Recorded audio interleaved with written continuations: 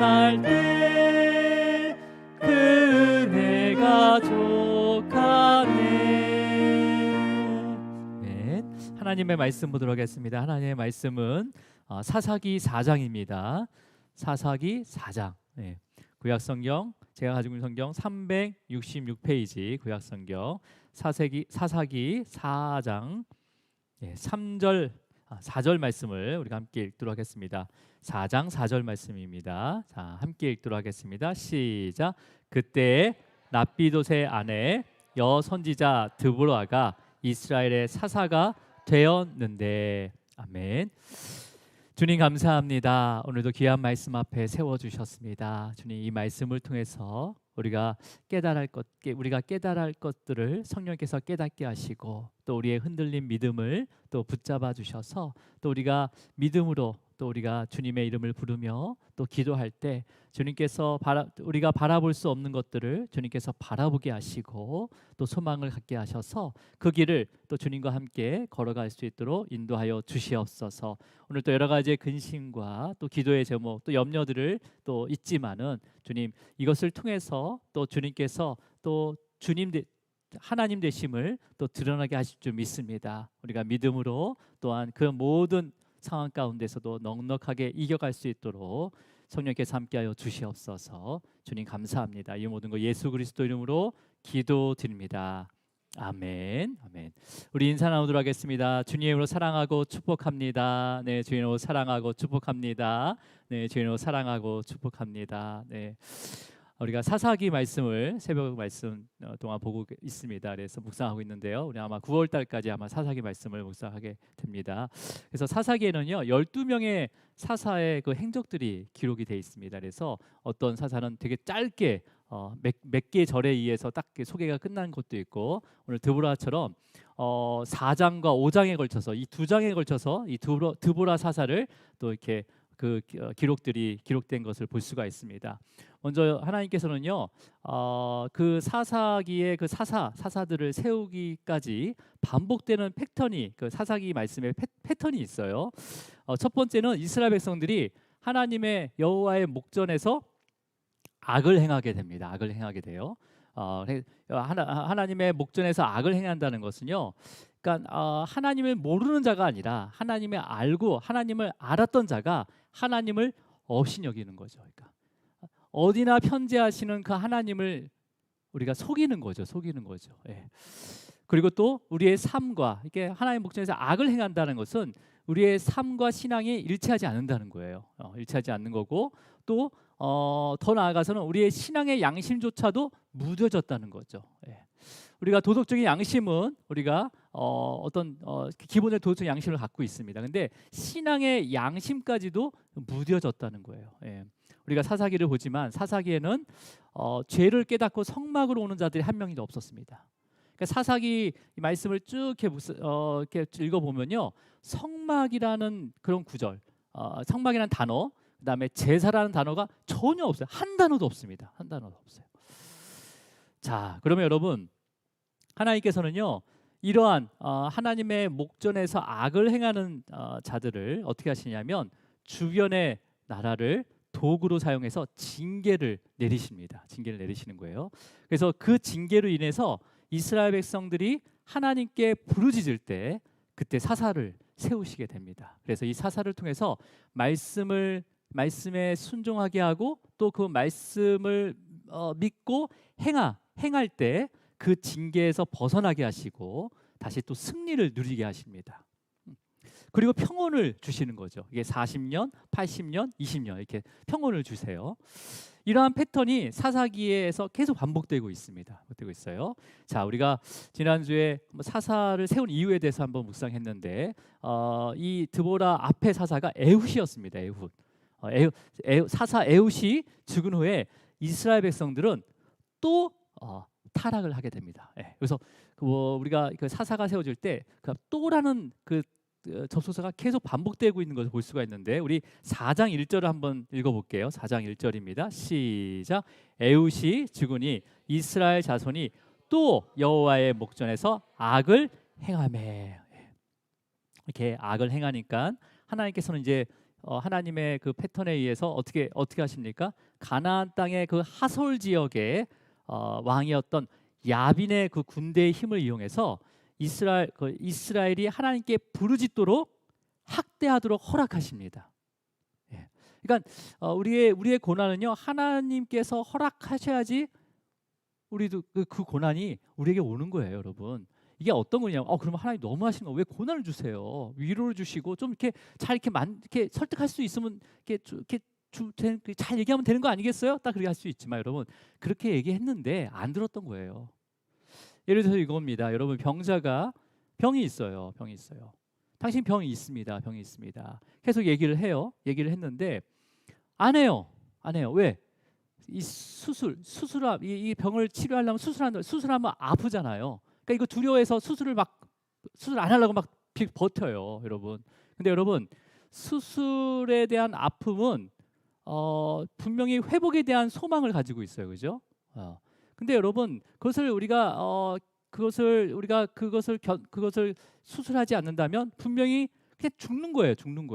그러니까 하나님께서는요, 어떻게든 우리를 고치려고 하는 거예요. 죽음에 이르지 않도록 고치려고 징계를 내리시는 거예요. 근데 우리는 그것을 고난이라고 하고 때로는 학대라고도 표현할 수가 있는 거죠. 왜? 우리는 무지하기 때문에. 하나님이 행하시는 우리가 알 수가 없잖아요. 여러분, 그래서 여러분, 하나님을 찾을 수 있도록 이 하솔 지역의 그 왕, 야빈의 왕, 그다음에 그 야빈의 왕 밑에 시스라 군대 장관을 통해서 이스라엘이 하나님께 부르짖도록 만드십니다. 자, 몇 년 만에 부르짖는지 우리 3절을 한번 읽어보겠습니다. 3절 시작. 철병거 900대가 있어 20년 동안 이스라엘 자손을 심히 학대했으므로 이스라엘의 자손이 여호와께 부르짖었더라. 여러분 20년 동안 학대했으므로, 그러니까 부르짖기까지 20년이 걸렸다는 거예요. 얼마나 독해요, 이스라엘 백성들이. 그러니까 하나님께서 처음부터 막 학대를 심하게 했던 게 아니에요. 하나님께서 그 악을 행하는 모습을 보고 어쨌든 여러 가지의 방법으로 그들을 하나님을 찾을 수 있도록, 돌아올 수 있도록 계속 하나님께서 인도하셨는데 듣지 않았다는 거죠. 그래서 그 아빈 왕의 철병거 그 900대가 있어서 20년 동안 이스라엘 백성들이 부르짖지 않았음을 강력하게 하나님께서 부르짖도록 역사하시는 거죠. 그러면서 학대했다라고 이렇게 표현을 하고 있습니다. 여러분, 그러니까 20년 만에 부르짖는 거예요, 하나님을요. 내가 이것저것 다 해봤는데 내 힘으로 어떻게든 견뎌보려고 했는데 20년 동안 견디다가 이제는 포기합니다. 이제 하나님 앞에 부르짖게 되는 거죠. 여러분, 우리가 어려움이 생길 때마다 참 우리가 이런 딱 생겼을 때 바로 주님 앞에 부르짖는 그 훈련이 있어야 됩니다. 근데 우리가 어려움이 있으면 이 어려움은 내가 해결할 수 있지, 이 정도 어려움이야 내가 해결할 수 있어 하면서 하다 보면 내가 막 그냥 애쓰게 된다는 거죠. 여러분, 어려운 시간을 굳이 오래 보내지 마시기 바랍니다. 작은 어려움이라도, 작은 근심이라도 그냥 주님 앞에 와서 부르짖으세요. 그러면 주님께서 그 일들을 또 행하시는 것을 볼 수가 있다는 거예요. 여러분, 그러니까 우리가 부르짖을 때만이 하나님이 일하시는 걸 볼 수가 있습니다. 부르짖지 않으면 하나님께서 어떻게 일하시는지 도저히 알 수가 없다는 거죠. 자, 그러면 여러분, 그 이스라엘 징계도로 사용하고 있는 그 야빈의 왕은요, 하솔 지역에 통치하는 종족이에요. 가나안의 옛 종족들이에요. 그래서 야빈이라는 이 단어는 왕의 이름이 아니라 호칭입니다. 그러니까 왕의 칭호예요. 그러니까 우리가 애굽의 왕을 어떤 왕이라고 부릅니까? 바로 왕이라고 부르잖아요. 이 바로 왕이 이름이기도 그 호칭이에요. 왕의 호칭. 그다음에 블레셋의 왕을 아비멜렉이라고 하거든요. 그러니까 시대가 지났는데도 여기서도 아비멜렉이라고 해요. 그죠? 그리고 것처럼 이 야빈왕은 이 하솔 지역의 왕의 칭호였습니다. 그래서 이 하솔 지역은요, 두 개의 큰 성읍이 만나는 접정 지역에 있는 지역인데, 이 지역이 그 가장 왕의 도로라고 상인들이며 수많은 군사들이 지나가는 넓은 도로가 있는 그 성읍에 바로 하솔 지역이 있는 거예요. 사실은 이 지역은요, 여호수아가 가나안 땅에 처음 들어왔을 때 이 하솔 지역에 있는 야빈 왕과 싸워서 완전히 진멸시킨 종족입니다. 사실은요. 근데 하나님께서는요, 분명히 여호수아 시대 때 멸망을 시킨 종족인데 이스라엘이 악을 행하자 하나님께서는 다시 하솔 나라를 일으키신 거예요. 일으키셔서 이스라엘 나라를 이제 징계하기 시작한 거죠. 예. 그래서 여러분 이 하솔 왕은요, 이 하솔 왕 야빈은 철병거 900대를 앞세워서 이제 이스라엘 백성들을 더 압박하고 그 다음에 학대하게 됩니다. 여기서 이 본문에서 학대, 그러니까 이스라엘 자손을 심히 학대했으므로라고 했을 때 이 학대라는 것은요, 사실은 뭐 우리가 이제 학대했으면 이 단어는 누구를 이렇게 막 때리거나 억압하거나 그렇게 생각하지만 언어로는요, 그럴 때 사용하는 단어가 아니에요. 사실은요, 이게 어느 때 사용하느냐면 포도를 그 틀에 포도즙 틀에 딱 놓고 이렇게 발로 밟아가지고 짜거든요. 그래서 더 이상 포도즙이 안 나올 정도로 쥐어 짜는 것을 이 단어를 씁니다. 이 단어를 써요. 그러니까 지금 뭐예요? 지금 이스라엘 백성들이 처음에는 이렇게 쥐어 짜는데 제대로 하나님 부르시지 않는 거죠. 그래서 이 야빈의 왕 900대의 7병거를 거느리고 이 이스라엘 야빈의 왕이 900대의 병거, 철병거를 가지고 와서 이스라엘 백성들을 포도주 틈에 넣어서 쥐어 짜듯이 학대했다는 거예요. 쥐어 짜듯이. 예. 그러니까 매우 억압을 했다는 거죠, 그죠? 예. 그래서 이스라엘 백성들이 마침내 20년 만에 하나님을 부르짖기 시작합니다. 하나님을. 예. 자, 그때 하나님께서 사사를 세워 주시는데, 자, 우리 4절을 읽습니다. 4절, 우리 본문 말씀 4절입니다. 시작. 그때 이스라엘의 사사가 되었는데, 여러분 여기서 보면 여선지자 드보라가 이스라엘의 사사가 됩니다. 이제 우리가 사사기에는 네 번째 사사가 되는데, 사사기의 순서로는 또 수많은 사사들이 더 있었다고 하는데 사실은 이 사사기에는 딱 12명의 사사만 소개하고 있는 거예요. 자, 그렇다면 여러분 여자가 여선지자를 사사로 세우는 것은요, 사실은 성경에서 몇 안 됩니다. 구약에서는요, 모세의 누이인 미리암을 여선지자로 이렇게 세웠어요. 그리고 열왕기 하에 가면 훌다라는 여인을 또 여선지자로 세우고, 또 구약에서는 여기 지금 드보라, 이 딱 3명밖에 없습니다. 그리고 신약에서는요, 그 누가복음에서 안나 여선지자를 세워서 예언을 하는 게 있습니다. 그렇죠? 그리고 또 언제 우리 사도행전 배우고 있었죠? 빌립의 딸들이 예언을 했어요. 그래서 딱 이 네 군데만, 그러니까 총 5군데죠. 5군데만 여자 사사에 대해서 언급을 하고 있어요. 그러니까 굉장히 드문 일인 거예요. 드문 일. 그러니까 성경에서 딱 그 5번 정도 언급됐다는 건 굉장히 드문 일인 거죠. 근데 여러분,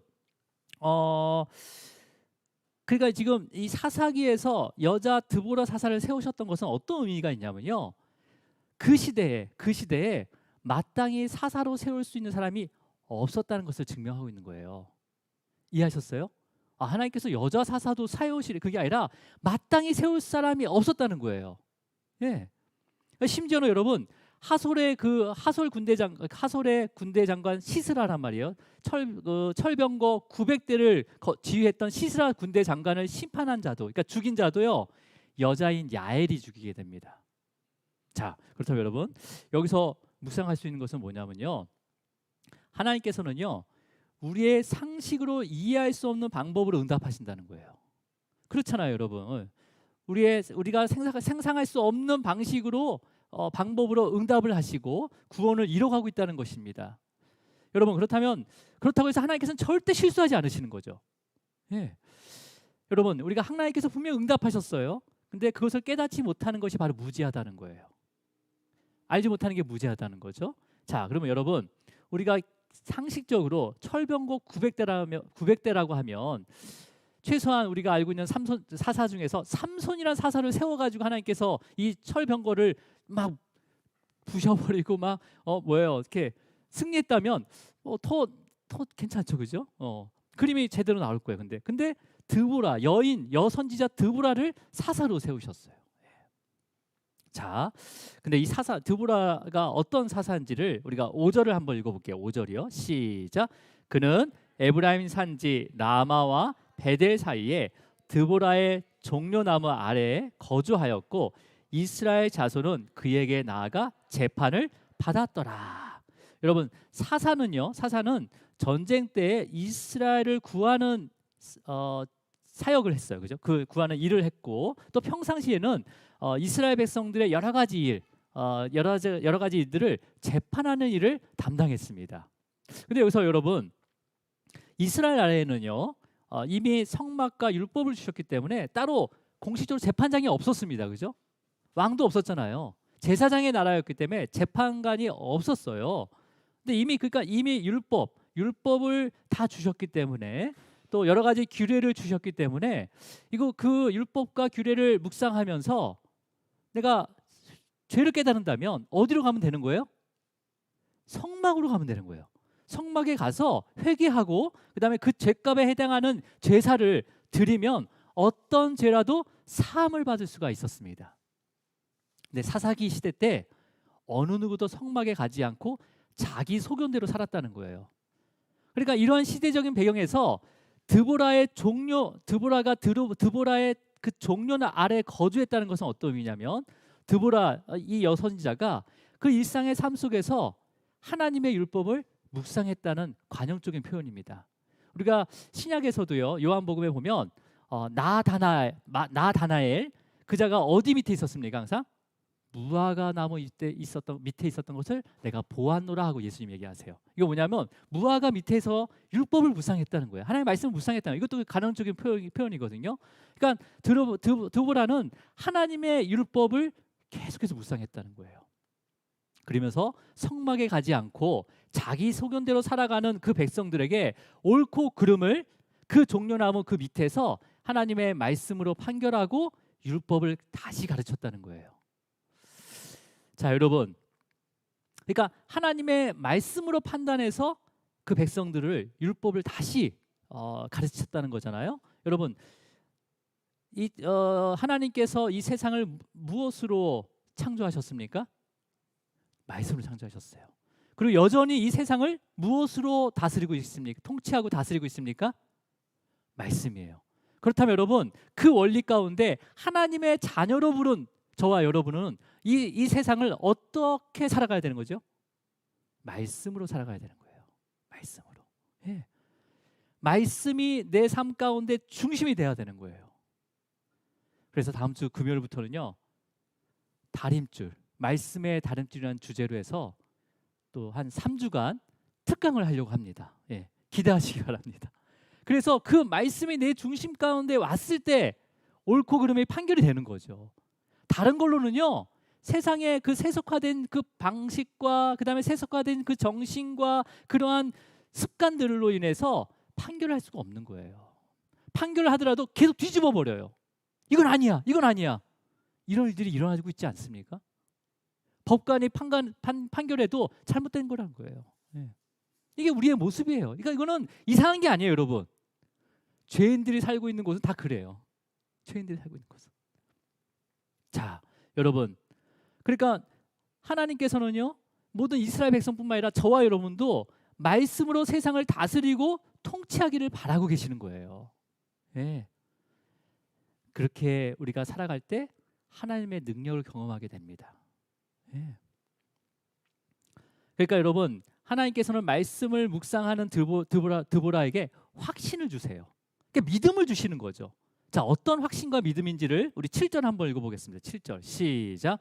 내가 야빈의 군대 장관 시스라와 그의 병거들과 그의 무리를 기송강으로 이끌어 내게 이르게 하고 그를 내 손에 넘겨주리라 하셨느니라.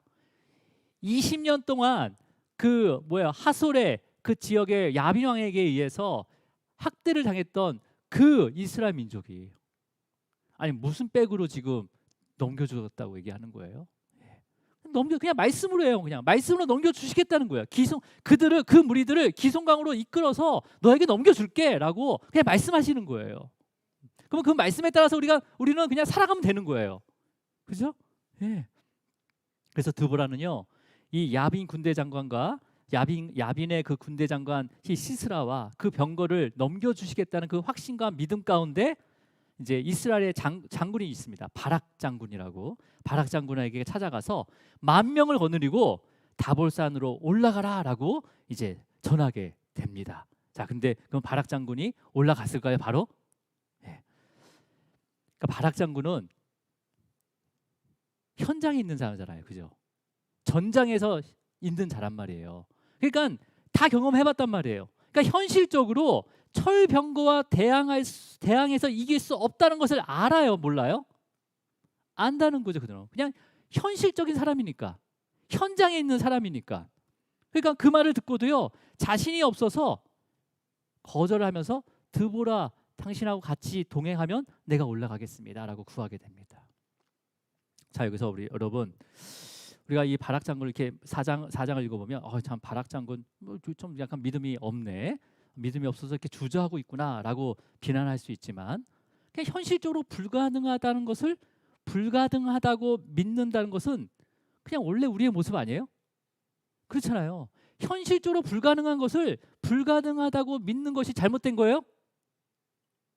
여러분, 제가 믿음이 약한 거예요? 그냥 현실적으로 불가능한 것을 불가능하다고 믿는 것이 잘못된 거냐고요. 잘못된 게 아니죠, 사실은요. 예. 근데 여러분, 이 바락 장군이요, 그럼에도 불구하고 드보라와 동행하면 내가 올라가겠습니다라고 얘기하거든요. 그건 뭐 어떤 의미냐면 믿음이 작게라도 있다는 거예요. 작게라도 있다는 거죠. 아마 저 같았으면요, 정중하게 거절할 거예요. 지금 20년 동안 우리가 거기에 압제당하고 그다음에 학대를 당했는데 어떻게 우리가 그 철병거 900대를 대항할 수 있습니까? 아예 내 장군직 사임할게요. 아마 저는 그렇게 했을 거예요. 근데 드보라 사사와 동행하면 내가 올라가겠다라고 얘기하거든요. 여러분, 이게 어떤 의미냐면 혼자서는요, 현실에 부딪혀서 포기할 수 있습니다. 포기할 수 있는 것이 있어요. 근데 하나님께서는요, 교회와 믿음의 동역자를 세워주셨다는 거예요. 네. 그러니까 현실 속에서 절대 포기하지 마시기 바랍니다. 우리의 보여지는 현실 속에서 절대 포기하지 마시고 믿음의 동역자, 물론 우리가 주님의 이름을 부르짖으며 기도하는 것도 중요하지만 믿음의 동역자에게도 기도 요청을 하시고 도움을 구하시길 권면합니다. 네. 문제나 어려움이 있다면요, 사역자들에게 언제든지 기도 요청을 하셔야 됩니다. 여러분, 사역자에게 기도 요청을 하지 않는다는 것은요, 사역자들을 일을 못하게 만드는 거예요, 여러분. 그러니까 여러분, 어떠한 사소한 거라도 기도 요청을 하세요. 기도 요청하세요. 네. 드보라는 바락 장군과 함께 동행하면서 다볼산으로 이제 함께 올라가게 돼요. 자, 우리 11절 읽어보겠습니다. 자, 함께 있습니다. 시작. 모세의 장인 호밥의 자손 중 겐사람 헤벨이 자기 족속을 떠나 게데스에 가까운 사하나님 상수리 나무 곁에 이르러 장막을 쳤더라. 갑자기 여러분, 이 문맥의 흐름하고 상관없이 갑자기 모세의 장인 호밥의 자손 중에 겐사람 헤벨이라고 이렇게 언급하고 하고 있어요. 갑자기 여러분, 이 겐사람 당연히 모세의 장인이 속한 미디안 종족이거든요. 자, 그 헤벨의 가정이 나오는데 그 헤벨의 가정이 사하나님 상수리 나무 곁에 장막을 쳤대요. 여기 사하나님 상수리 나무 곁에라는 것은 하솔 지역과 굉장히 가까운 곳이에요.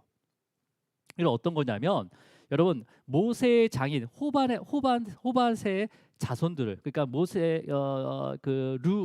루엘의 자손들이죠, 그죠? 모세의 장인이 루엘이었거든요. 그 모세 그 장인의 자손들이 여호수아가 땅을 차지할 때 미디안 다른 민족은 다 멸망을 당했습니다. 하지만 모세의 장인이 속한 그 종속 미디안 족속들은요, 이스라엘 나라와 함께 그 가나안 땅에 거주하게 되죠.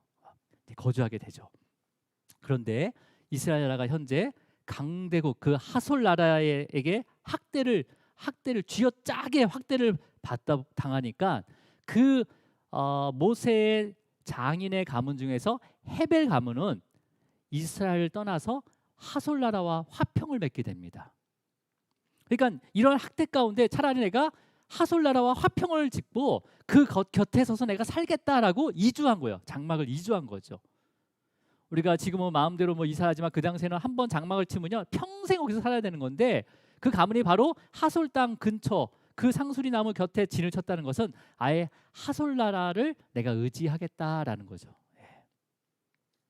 그러니까 어떻게 보면 이스라엘을 배반한 가문이지만 사실 하나님을 업신여긴 가문이기도 한 거죠. 그죠? 자, 우리 13절로 가겠습니다. 13절 시작. 모든 병거 곧 철 병거 900대와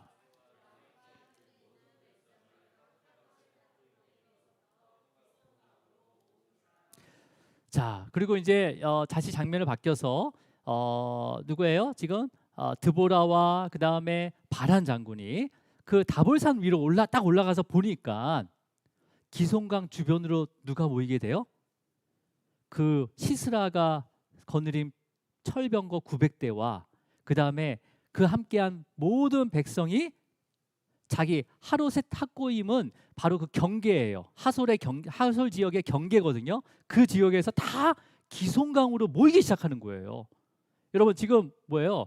지금 하나님의 말씀대로 하솔의 군대와 그 모든 백성들이 지금 기송강으로 모이고 있는 거잖아요. 그죠? 아까 예언을 하셨잖아요. 그죠? 하나님께서 드보라에게 전했잖아요. 기송강으로 모이게 해서 그들을 너의 손에 넘겨주겠다라고 말씀하셨잖아요. 그 말씀대로 다볼산에 올라가니까 그들이 다 그렇게 모이기 시작하는 거죠. 드보라는 그것을 보고 승리를 확신하게 됩니다. 그리고 바락에게 내려가서 시스라 군대를 쳐라라고 이제 지시하게 되는 거죠. 우리 14절 한번 읽어볼까요? 14절 시작.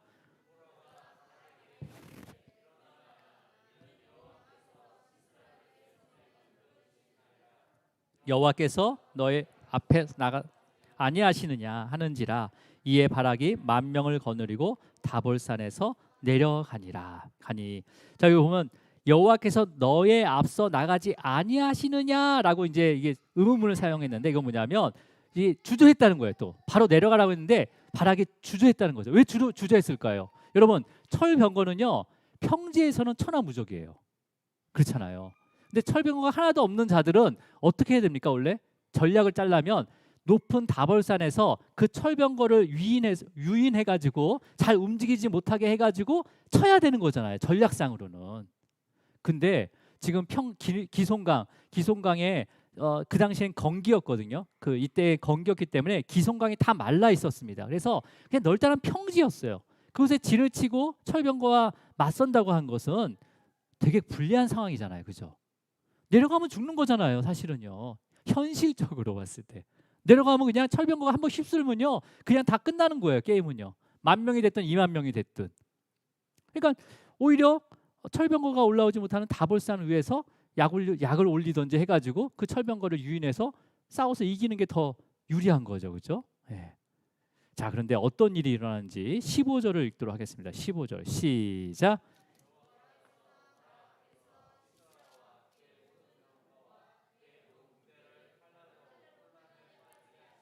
시스라가 병거에서 내려 걸어서 도망한지라. 여러분 여기서 보면 여기서 주어가 누굽니까? 주어가 여호와께서. 그러니까 우리가 단순히 보면 이 칼날 그 바락의 그 이스라엘 군대인 바락 장군이 지휘한 그 10,000명의 군인이 그 자리에서 칼날로 다 병거를 다 쓰러뜨렸구나라고 할 수 있지만 여기서 주어는 여호와께서예요.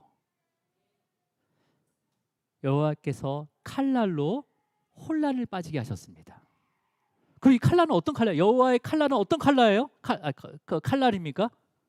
네.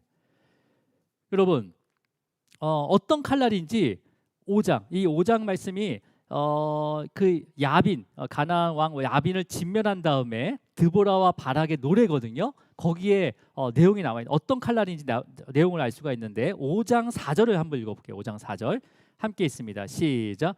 여호와여 주께서 세일에서부터 나오시고 에돔 들에서부터 진행하실 때에 땅이 진동하고 하늘이 물을 내리고 구름도 물을 내려나이다.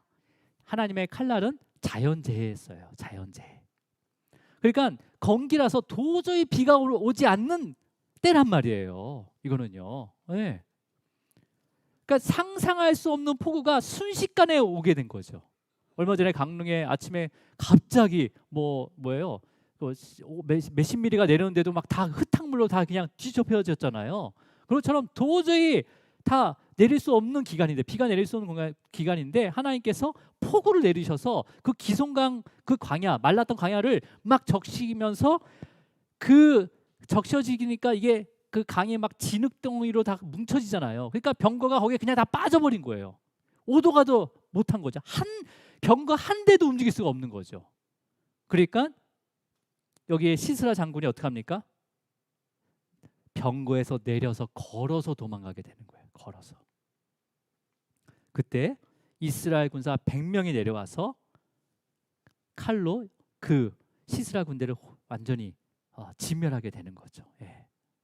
그래서 이 이스라엘 군사들이 그 하롯의 탁고인 거기까지 추적을 해가지고 완전히 진멸을 시킵니다.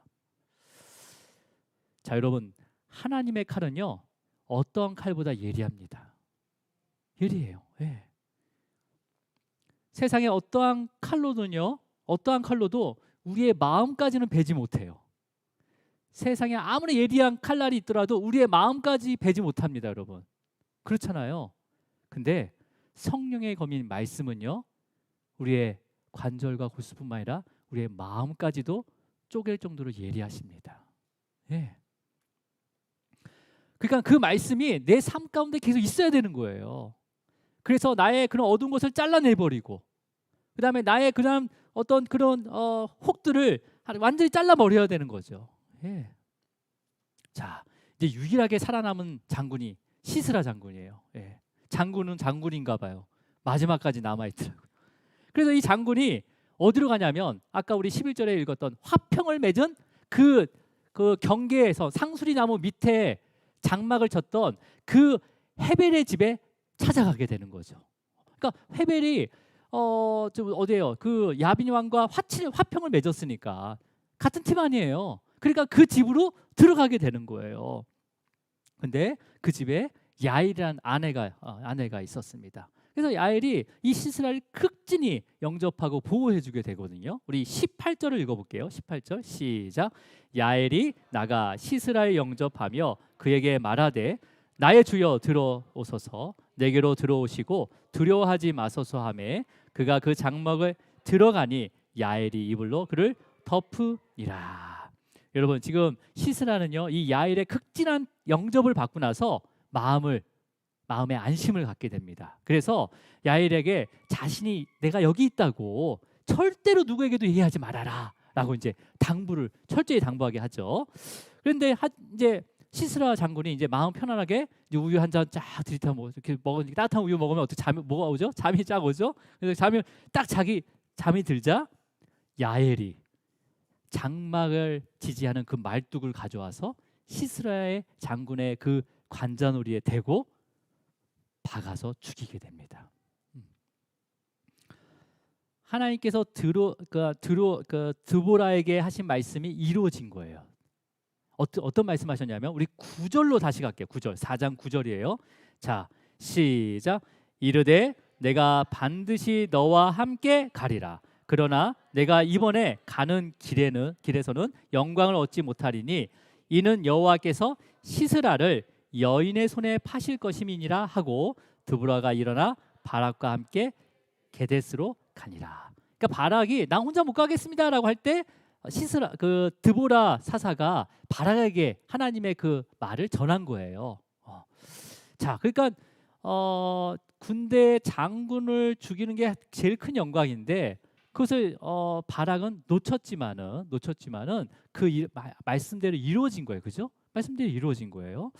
자, 그렇다면 여러분, 그러니까 여호와께서 시스라를 여인의 손에 파실 것이라는 것은 지금 이 시스라 장군이 믿었단 말이에요. 이 헤벨의 가문을 믿었는데 그 믿었던 헤벨의 가문의 여인 야일에게 죽게 된다는 것을 예언하신 거죠. 그대로 또 이루어진 거예요. 여러분, 성경은 이 야일이 이스라엘 배신하고 하나님 목전에서 악을 행하면서 그 야빈의 왕에게 야빈과 화평을 맺은 이 헤벨의 가문의 야엘이 어떤 마음으로 어떤 의도로 시스라 장군을 죽였는지는 성경에는 언급되어 있지 않습니다. 근데 분명한 건 뭐냐면 하나님께서 야엘의 마음을 움직여서 죽이게 하셨다는 거예요. 하나님께서. 예. 여러분, 하나님을 믿지 않는 자들의 마음도 하나님께서 움직이십니다. 아멘이십니까? 예. 여러분, 하나님을 믿지 않는 자들도요, 하나님의 통치 가운데 있는 거예요. 그 마음을 하나님께서 움직이십니다. 예, 여러분, 제가 이 말씀을 준비하면서 전화 하나를 받았어요. 전화 한 통화를 받았습니다. 그분은 교회를 다니지 않으신데요. 근데 자신이 어떤 마음이 생겼냐면 어려운 아이를 도와주고자 하고 싶은, 싶고자 하는 마음이 생겼대요. 그래서 인터넷을 보고 구청이나 여러 기관을 전화했는데 자기가 생각한 대로 이렇게 도울 수 없다는 거예요. 근데 이제 인터넷을 계속 보다 우리 교회로 전화했어요. 우리 교회를 보게 하신 분이 누구십니까? 수많은 그 리스트 가운데 우리 교회에 찾아서 전화할 수 있게 만든 건 누가 하신 거예요? 물론 본인이 했겠지만 하나님께서 보게 하신 거죠. 그래서 전화해 주신 거예요. 그래서 자기가 돕겠다는 거예요. 그래서 도우세요. 그렇게 얘기했어요. 근데 내가 이렇게 얘기했죠. 도우시려면 도왔다 안 도왔다 하면 이것도 은혜가 안 됩니다. 약정을 하셔야 돼요. 그래서 내가 1년의 약정하세요. 그럼 제가 선생님이 원하신 대로 할 수 있도록 연결해 주겠습니다. 딱 그랬어요. 그럼 그러겠다는 거예요. 물론 금액과 규모는 알려주지 않았지만 그렇게 마음을, 하나님을 안 믿는데요. 교회를 안 다니는데요. 예. 그래서 이제 그분의 이름과 그다음 자녀 이름과 또 이제 어떤 일을 하는지 잠깐 제가 이제 묻고 내가 이제 기도를 해드렸습니다. 자, 여러분, 우리 교회가요 계속해서 구제를 위해서, 선교를 위해서 기도하고 있었어요. 근데 하나님의 방법은요 우리가 생각하는 방법과 틀리다는 거예요. 우리는 기도할 수밖에 없는 거예요. 그래서 우리가 하나님의 응답하는 방법은요 우리가 상상할 수 없다니까요. 예, 그래서 우리가 끝까지 그 기도를 놓지 말아야 되는 거죠. 그죠? 예. 그러니까 하나님께서 듣고 계셨던 거예요. 그때가 언제인지 사람들을 통해서 하나님께서 주권적으로 움직이게 하시는 거죠. 예. 여러분, 부르짖기 바랍니다. 구체적으로 부르짖으세요. 구체적으로. 하지만 여러분, 그것이 하나님의 뜻인지 아닌지를 분별해야 되는 거죠. 구체적으로 해서 막 부르짖는 게 아니라 정말 내가 부르짖는 것이 하나님이 기뻐하시고 선하시고 온전한 뜻인지를 분별할 수 있도록 지혜를 달라고도 기도를 같이 하셔야 되는 거죠. 그죠? 예. 여러분, 반면에 어떤 의미가 있냐면 하나님의 심판이 임하게 되면요 숨을 곳이 더 이상 없다는 거예요. 보세요. 지금 시스라 장군은요 자신의 왕과 화평을 맺은 그 가문의 그 집의 장막에 들어갔단 말이에요. 그리고 절대 내가 여기 있다는 걸 얘기하지 말아라고 했단 말이에요. 그러면 하지 않으면요 절대 들킬 수가 없는 거예요. 그러니까 가정을 안전한 곳인 거죠, 시스라에게는요. 근데 하나님께서 찾아서 심판하신 거예요. 여러분, 심판이 임하게 되면요 더 이상 숨을 곳이 없습니다. 기억하셔야 돼요. 예.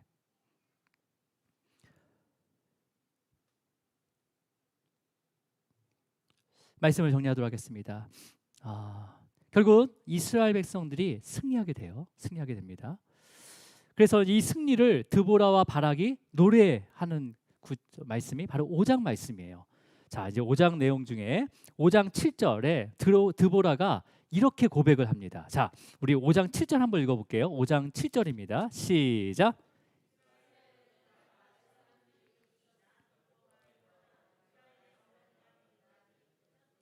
자, 이스라엘에는 마을 사람들이 그쳤으니, 그쳤다는 것은 그냥 무기력해졌다는 거예요. 언어적인 의미로 굉장히 무기력해졌다는 거죠. 무기력해져 있는데 그거 뭐예요? 지금 어떤 것 때문에 무기력해 있다는 거예요? 드보라를 이스라엘의 사사로 세우기 전까지 하솔 나라의 그 학대로 인해서 20년 동안 이스라엘 백성들이 아무것도 할 수 없을 정도로 무기력해지고 마음과 그런 삶이 황폐해졌다는 거죠. 그죠? 그래서 그렇다면 여러분 여기서 나 드보라가 일어나 이스라엘 어머니가 되기까지 그쳤도다, 무기력했도다라고 얘기하는 거예요. 그러니까 뭐 어떤 의미예요? 내가 사사로 세워진 다음에는 그 무기력함이 없어졌다는 거잖아요. 그죠? 자, 그러면 여러분 이게 그러니까 사사로 세운 자신이 이스라엘 어머니라고 얘기해요. 드보라는요. 이것을 여러분 그러니까 자신이 여자 사사로서 이스라엘을 어머니처럼 보호하고 지켰기 때문에 그런 무기력함이 없어졌다라는 그런 의미가 아니라는 거예요. 여러분 그 당시에 어머니가 있더라도요, 아버지가 없으면 마치 고아 같이 인정받지도 못하고 어떤 일도 할 수 없습니다. 예. 그러니까 드보라가 이스라엘의 어머니가 되었다는 것은 의미적으로 뭐냐면 이스라엘은 아버지도 있다는 개념인 거예요. 분명히 아버지도 계시다는 거죠. 이스라엘에게는요. 근데 아버지가 안 계신 것처럼 이스라엘 백성은 그 목전에서 악을 행했다는 거죠. 예. 우리 자녀들도 어머니 아버지 앞에서는 악을 행하지 않습니다. 근데 또 안 보이면 자기의 소견대로 해요. 예. 실제로 보여지는, 그러니까 하나님께서는요 어디나 계시는 거예요. 우리 삶 가운데 어디나 계신단 말이에요. 근데 우리는 안 계시다는 거예요. 내 눈을 가리고 하나님 없다라고 얘기하는 거죠. 어디나 계시는데, 예. 어디나 아버지가 계시는데, 예. 여러분, 그러니까 그 아버지가 이스라엘 대적을 심판하시고 이스라엘을 구원하시고 회복시키신 바로 전능한 하나님 여호와임을 드러내고 있는 거예요. 사사가. 그러니까 사사가 뭐 재판을 하고 어떤 일을 막 하고 그런 것이 아니라 하나님이 우리의 진정한 아버지임을 드러내는 사명이 바로 사사의 사명이라는 거예요. 여러분, 저와 여러분의 삶을 통해서 하나님이 진정한 우리의 아버지임을 드러내고 있는지 한번 돌아보시기 바랍니다. 내 삶을 통해서 하나님 아버지가 진정 나의 아버지, 육신의 아버지도 계시지만 그 아버지는 어느 순간에는 다 떠나시잖아요. 그럼 우리가 누구를 의지하면서 그 목전에서 악을 행하지 않고 살아갈 수 있느냐? 바로 우리의 영원한 아버지가 되신 바로 주님을 붙잡아야 되는 거죠. 그렇죠? 사도 바울이 로마에서 압제를 당하고 이렇게 학대를 쥐어짬을 당하는 믿음의 성도들에게 이렇게 권면을 합니다. 어떻게 권면하는지 우리 로마서 8장 15절 읽고 마치도록 하겠습니다. 15절 말씀. 자, 함께 있습니다. 시작. 너희는 다시 무서워하는 종의 영을 받지 아니하고 양자의 영을 받았으므로 우리가 아빠 아버지라 부르짖느니라. 아멘. 우리 이미 양자의 영을 받았어요. 그래서 우리가 부르짖을 때 마음껏 부르짖을 수 있는 거예요. 왜? 우리 아버지가 되어주시니까. 다른 집 아버지한테 아무나 불러보세요. 뭐 안 나와요. 그렇잖아요. 옆집에 아저씨 계속 아버지라고 불러보세요. 뭐 나와요? 절대 안 나옵니다. 전능하신 하나님이 나의 아버지가 되셨어요. 누굴 통해서? 예수 그리스도를 통해서. 그래서 주님의 이름을 부를 수가 있는 거예요. 네. 여러분, 오늘 이 믿음으로 부르짖길 바랍니다. 네. 영원한 아버지, 우리의 아버지가 되어주신 그 주님을 바라보면서 부르짖을 때 세상에서 받을 수 없는 위로와 평안을 주실 줄 주님으로 축원합니다. 기도하시겠습니다. 주님 아버지 감사합니다. 우리가 어디를 향해 부르짖고 있는지 또 돌아보게 하시고 오늘 이 말씀을 통해서 사사가 세워지는 이 과정과 이 사사를 통해서 우리에게 무엇을 또 주님께서 원하시는지를 알게 하심을 감사합니다. 주님, 하나님의 그 목전에서 악을 행하는 그런 삶이 지금 우리가 살아가는 시대가 아닙니까? 주님께서 또 징계의 막대기로 사용하셔서 또 우리를 또 아버지 하나님을 부르짖을 수 있도록 주님을 찾을 수 있도록 인도하고 있다는 것을 말씀을 통해서 알게 하여 주시옵소서. 주님, 우리가 기도하는 데 있어서 먼저 하나님의 나라와 의를 구하게 하시고 또 우리에게 향하신 그 뜻을 따라서 또 우리가 부르짖을 때 주님께서 우리가 상상할 수 없는 방법으로 반드시 응답하신다는 것을 알게 하심을 감사합니다. 주님, 우리가 부르짖을 때 성령님께서 역사하여 주셔서 우리의 그 마음을 아버지여 주님의 그 성령의 검으로 찔러 쪼개주시고 이제는 온전하게 주님을 바라보며 걸어가는 우리 교회와 성도 되게 하여 주시옵소서. 주님 감사합니다. 이 모든 거 예수 그리스도 이름으로 기도드립니다. 아멘. 우리 찬양하겠습니다. 아버지여 고쳐주소서.